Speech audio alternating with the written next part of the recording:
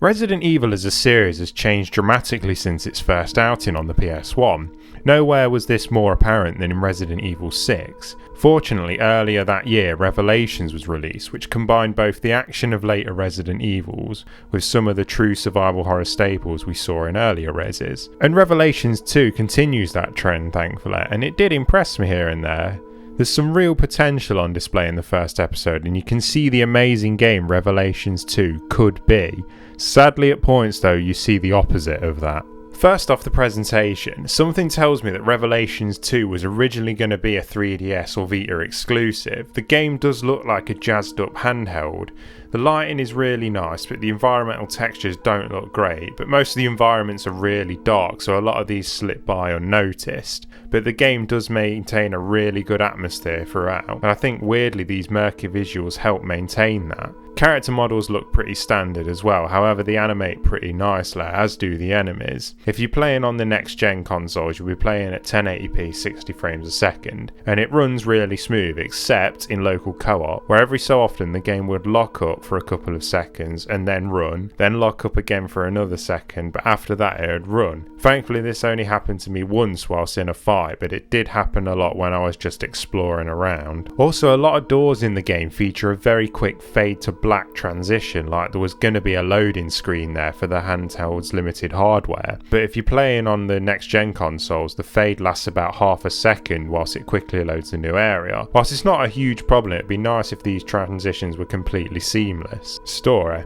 Since this is the first episode, you get a lot of questions thrown at you, and obviously they will be answered by the last episode. The intro cutscene introduces you to the series veteran Claire, a new character Moira, who is Barry Burton's daughter. They are kidnapped by an unknown group and wake up in a dark, dank prison, and they try to escape. That's pretty much it, really. Then in the second chapter you play as Barry, who is coming to find his daughter, and he's quickly introduced to Natalia, the little girl who can sense monsters. Like I said, this episode just throws questions at you. You don't know the motives of the kidnappers, you don't know why Natalia is on the island or why she can sense enemies. But I actually quite like the ending to this first episode. I wouldn't say it's a twist, but it did intrigue me to see what happens next. The game can be played single player or cooperatively, and I'll say this now, if you want to play solo, you're gonna have a bad time. Partner AI in this game just isn't up to the task.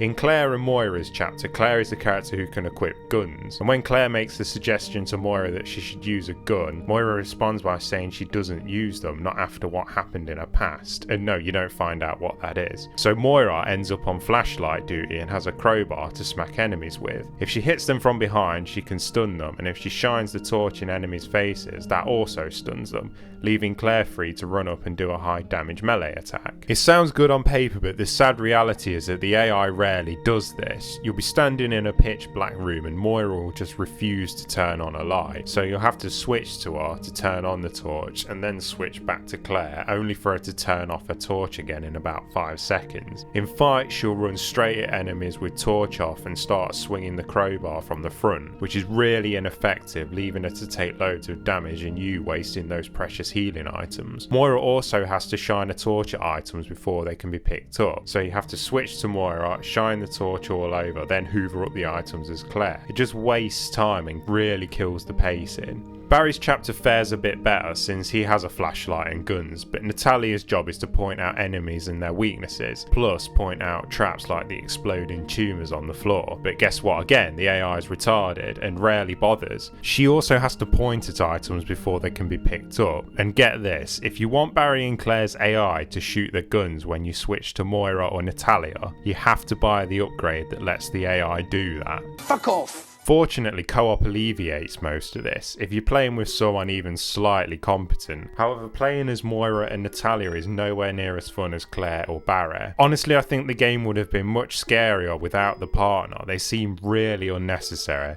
If Claire could wield a flashlight, Moira would be pretty much useless. And if Barry could point out items and enemies himself, Natalia would be useless. Now, I did say at the start, there are glimpses of brilliance here. The enemies are really aggressive, they leap towards you and dash at high speeds, and they're really agile as well. Also, due to the dark environments, they have plenty of places to hide and can really take you by surprise. The ammo distribution I found to be pretty much spot on. If you aren't careful with your shots, you will run out, and enemies hit pretty pretty hard, so you need to conserve those healing items. You're also pretty capable in combat. The dodge move that was in Revelations 1 that only worked when the planets have aligned has been reworked and works very well. Aiming is smooth and there's an option for stealth at points. Sound. The music in this game is spot on. It really adds to the urgency of the combat, plus the gun sounds sound really great. They have a really heavy thud to shots, and headshots produce this nice, satisfying, wet impact. Voice acting is fine. There's some dodgy lines here and there, but what would Resident Evil be without cheesy dialogue? Overall, if you're going to play Revelations 2 solo, I'd almost say avoid this. It can be done, but it's so much more frustrating. Co-op makes the game so much better, but it feels unnecessary. If there was a rental rating, I would say that, but this game can't be rented until all the episodes are released on disc. However, this is the first episode, so things could improve. The secondary characters could have more to contribute in co-op,